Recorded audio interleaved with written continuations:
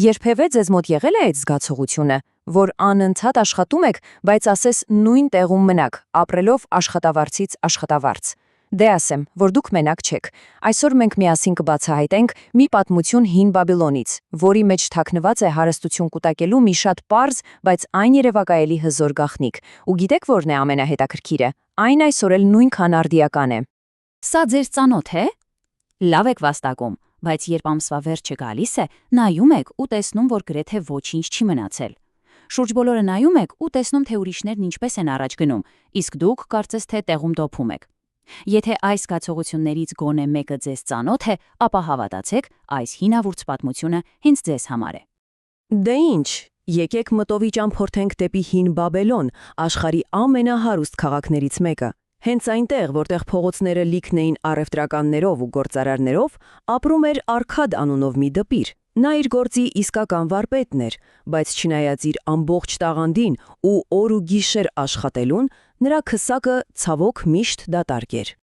Պատկերացրեք, Արկադը ամեն օր թքնում էր, կավե սալիկների վրա օրենքներ էր փորագրում։ Իհարկե նրան վճարում էին, բայց այդ փողը կարծես ուղակի գոլորշիանում էր, մի քիչ սննդի, մի քիչ հագուստի, մի քիչ էլ աստվածներին ընծաներ մատուցելու համար ու վերջ։ Իսկ նրա ընկերների վիճակը իդեպ ավելի լավը չէր։ Ուրեմն մի երեկո նրա ընկերները հավաքվում են ու բարձրաձայնում այն հարցը, որ բոլորի մտքում էր։ Նրանք տեսնում էին շուրջ բոլորը շքեղություն, հարուստ մարդկանց ու պարզապես չէին հասկանում, բա իրենք ինչն են սխալանում, ինչու իրենց քրտինքը արդյունք չի տալիս։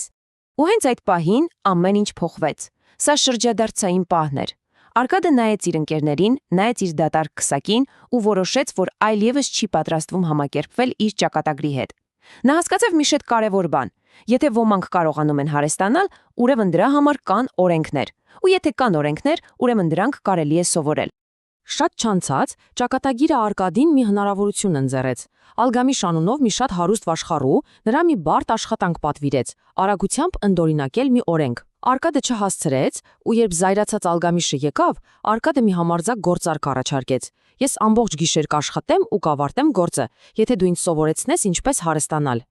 Ալգամիշը իհարկե զարմացավ Արկադի այս համարձակությունից, բայց համաձայնեց։ Առավոտյան, երբ աշխատանքը պատրաստ էր, նա ասաց այս պարզ, բայց աներևակայելի խորիմաստ խոսքերը։ Ու հետո լռություն։ Արկադը սպասում էր, թե ինչ է լինելու՝ մի բարդ բանաձև, գուցե ինչ-որ կախարդական բառեր, բայց դա ամենն էր։ Արկադը շփոթված հարցրեց. «Ու վերջ»։ Ալգամիշը պատասխանեց. «Այո, վերջ։ Եթե դու քո վաստակի գոնե 1/10 պահեիր քեզ համար, 10 տարի հետո որքան կունենայիր»։ Արկադը մի պահ մտածեց ու հաշվարկեց. այնքան, որքան վաստակում եմ մի ամբողջ տարում։ Այստեղ Ալգամիշի բացատրությունը մի քիչ դաժան էր, բայց շատ ճիշտ։ Նա ասաց. «Դու հիմար ես։ Դու բոլորին վճարում ես. դերձակին, կոշկակարին, հոծթուխին, բայց ոչ երբեք քեզ։ Դու ուրիշների համար ես աշխատում։ Փաստորեն դու ոչինչով չես տարբերվում մի ստրուկից»։ Հենց այդ պահին Արկադի համար ամեն ինչ պարզ դարձավ։ Ու այս փոխաբերությունը ուղղակի հանջարեղ է, սա բարդ տոկոսի ուժի լավագույն բացատրությունն է։ Ալգամիշը բացատրեց, որ հարստությունը ծառի պես մի բան է, որն աճում է մի փոքրիկ սերմից, իսկ քո խնայած առաջին իսկ մետաղադրամը հենց այդ սերմն է։ Դե ոգեշնչված այս ամենից Արկադը սկսեց իր վաստակի 1/10 մի կողմ դնել։ Բայց ինչպես գիտենք, գաղտնիքն իմանալը մի բան է, իսկ այն ճիշտ կիրառելը բոլորովին այլ։ Մեկ տարի անց, երբ Ալգամիշը վերադարձավ, Արկադը շատ հպարտ պատմեց, որ իր ողջ խնայած գումարը տվել է մի աղյուսագործի, որը խոստացել էր հեռավոր երկրից հազվագյուտ զարդեր բերել ու մեծ շահույթով վաճառել։ Ալգամիշի դեմքը միանգամից մռայլվեց։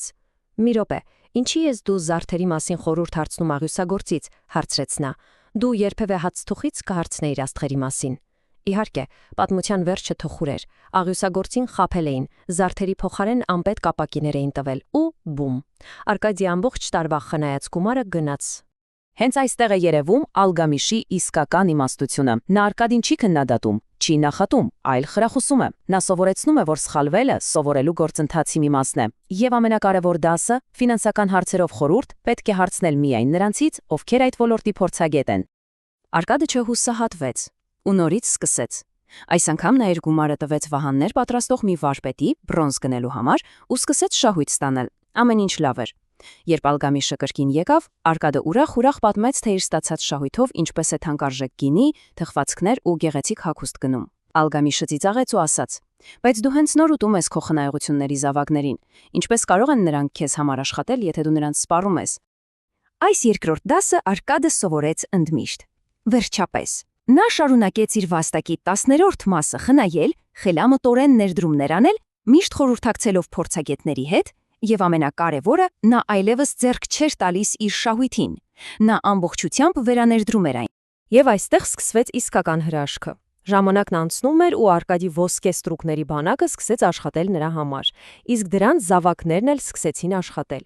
Տարիների ընթացքում նրա հարստության այն փոքրիկ սերմը վերածվեց մի հսկայական հզոր ծառի։ Երբ Ալգամիշն արդեն շատ ծեր էր, նա վերջին անգամ այցելեց Արկադին։ Նա տեսավ, որ Արկադը ոչ միայն սովորել է, այլև լիովին յուրացրել է փողի օրենքները։ Այդ ժամանակ նա Արկադին դարձրեց իր գործընկերը, կտակելով նրան իր հսկայական ունեցվածքի մի մասը։ Այսպես Արկադը, աղքատ դպիրը, դարձավ Բաբելոնի ամենահարուստ մարդը։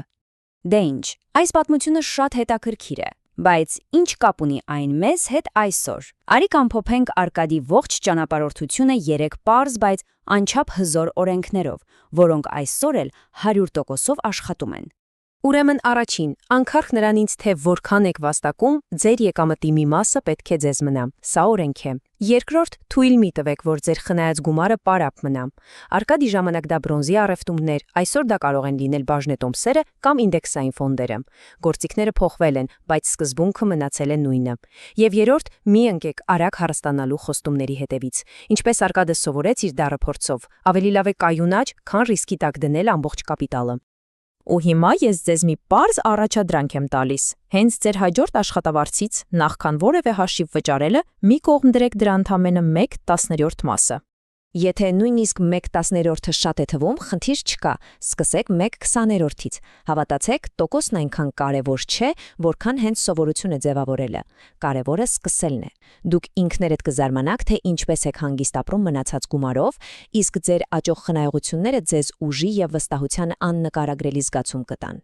Հիշեք, հարստանալու համար պարտադիր չէ հսկայական աշխատավարձ ստանալ կամ վիճակախախ շահել։ Պետք է պարզապես անել այն, ինչ արեց Արկադը՝ հետևողականորեն խնայել, խելամտորեն ներդնել եւ թույլ տալ, որ ժամանակը կատարի իր հրաշքը։ Մի մոռացեք, որ Բաբելոնի ամենահարուստ մարդը ժամանակին ընդամենը մի դպիր էր առանց գրոշի, բայց նա մի օր որոշում կայացրեց։ Կայացրեք ձեր որոշումն այսօր։ Ինչ սերմ եք դուք տնկելու ձեր ապագայի համար։